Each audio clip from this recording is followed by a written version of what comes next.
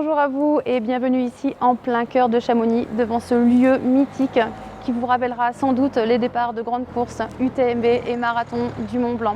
Et peut-être que vous aurez reconnu aussi la célèbre chanson Conquest to Paradise de Vangelis, qui quand vous êtes ici sur le départ de la course et que vous attendez le moment fatidique, vous remplit d'émotions et que vous soyez coureur ou juste supporter. Alors quand on parle aussi grand rendez-vous comme ça, on parle forcément organisation, on se projette comme ça dans le roadbook, on essaye de visualiser, on se projette déjà dans le voyage. Et alors assistance ou pas, voilà un sujet qui fait souvent débat. Est-ce nécessaire? Est-ce bien? Est-ce utile? Et qu'est-ce qu'une performance en trail? C'est notre sujet du jour. Courir sans assistance, comment redonner du sens à une discipline en pleine mouvance.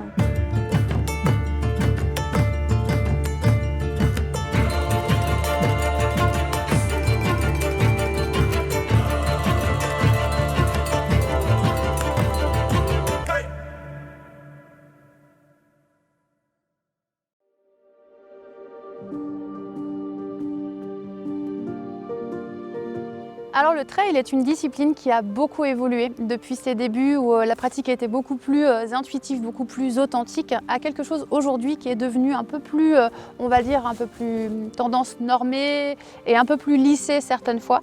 Et notamment le constat est que maintenant on voit de plus en plus, on va dire, de coureurs qui ont recours à de l'assistance. Quelles que soient les distances maintenant. Et du coup, quand on prépare un objectif, on se pose la question comme ça, est-ce que j'organise une petite assistance? Est-ce que j'ai envie de vivre aussi, de faire vivre à mes proches l'aventure de l'intérieur? Et on se pose la question parce qu'il y a aussi cette dimension, on va dire, écologique, l'impact que ça a d'avoir une caravane qui nous suit sur 160 km, voire plus certaines fois. Donc ça pose un petit cas de conscience et en même temps on a très envie de faire vivre à nos proches qui nous ont poussés, suivis toute l'année, cette expérience de l'intérieur à leur manière. Organiser sa propre assistance, c'est intéressant sur l'expérience parce que ça nous permet de développer, on va dire, certaines capacités justement comme ça d'organisation, de manager les équipes, de déléguer des choses et de savoir aussi de garder la maîtrise aussi de ce qui est bon pour nous. Donc ça développe ces compétences-là, c'est intéressant.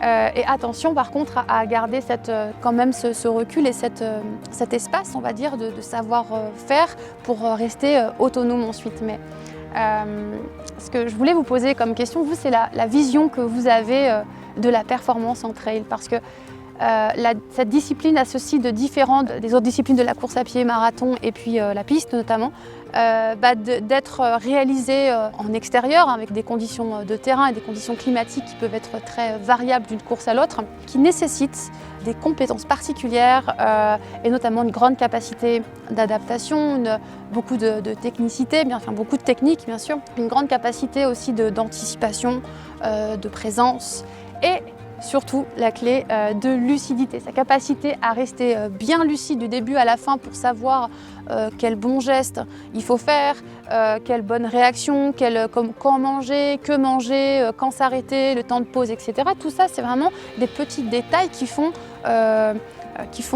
toute la discipline, j'ai envie de dire. Et en ça, c'est très différent que de tout de suite schématiser la performance ou de tout de suite réduire, j'allais dire, la performance à simplement une place, un chrono, un temps qui accessoirement va être anecdotique puisque un temps sur une course, d'une course à l'autre, en fonction des conditions climatiques qu'on aura eues, on n'aura pas forcément le même temps pour un même parcours, donc ça ne veut pas forcément dire grand-chose. Et puis le peloton varie aussi, voilà. Donc il y a plein de paramètres qui nous différencient vraiment beaucoup de tout ce qui va être lié à plutôt la pratique d'athlétisme. Et c'est en ça que redonner ces lettres de noblesse, j'allais dire, d'authenticité à la discipline, c'est intéressant. La performance comme étant quelque chose de très personnel et plus artistique que lié à un chrono. Et si vous prenez la comparaison avec un artiste, un chanteur justement, une performance vocale pour une même chanson par exemple, même s'il loupe la note par exemple, ça va plutôt être la manière qu'il a de l'incarner. La manière est importante, c'est la façon qu'il a de dérouler sa chanson et de nous transporter avec, c'est ça la performance. C'est pas tellement l'atteinte d'une note qui va même peut-être louper par rapport à un autre chanteur. C'est sa façon d'incarner sa vibration, d'exprimer sa vérité et ses émotions. Et en ça, je fais le parallèle avec le trail, et si la performance était plus dans la manière d'être originale, dans la manière de faire, plus que dans l'atteinte d'un résultat. Et sa manière, c'est la façon qu'on a justement d'exprimer son plein potentiel, d'exprimer sa capacité à être autonome, à vivre la course, à savoir ce qui est bon pour nous, s'arrêter au bon moment, avoir les bons réflexes, etc. Vraiment développer tout ce qui fait que cette discipline est une discipline à part entière. Et ceci est vrai pour votre vie en général. Garder de l'autonomie parce que dans la vie, on n'a pas toujours besoin de l'approbation des autres pour savoir si ça ou ça c'est un bon projet ou si on peut faire comme ça ou comme ça. Il n'y a pas une vérité, il n'y a pas une bonne méthode. Ce que quelqu'un fait, ce que quelqu'un exprime, c'est sa vérité à lui, c'est ce qui lui semble juste à lui. Mais quelle est votre vérité à vous et quelle est l'expérience que vous avez envie de vivre? Qu'avez-vous envie d'exprimer? Et dans la course sans assistance, c'est cette voie-là qui est aussi intéressante à explorer et qu'on cherche finalement à avoir une carrière sportive ou qu'on soit en pur loisir. Peu importe le type de pratique, la manière de cultiver son originalité et de l'exprimer, c'est ça qui élève complètement le projet. En tout cas, voilà ce que je voulais vous partager, une vision peut-être un petit peu différente qui adoucit complètement le débat sur assistance ou pas et qui l'apporte à un niveau complètement différent. Voilà. J'espère que ce sujet vous aura inspiré. Je vous souhaite plein d'explorations, plein de découvertes. Courez avec ou sans dossard, soyez libres et puis surtout exprimez-vous. Et la vie est merveilleuse pour ça.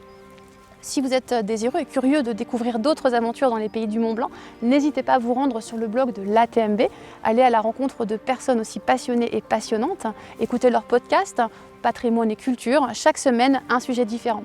En ce qui nous concerne, on se retrouve très très vite dans un prochain épisode. D'ici là, prenez soin de vous, soyez heureux et n'oubliez pas, respirer, c'est la vie. À très vite, merci.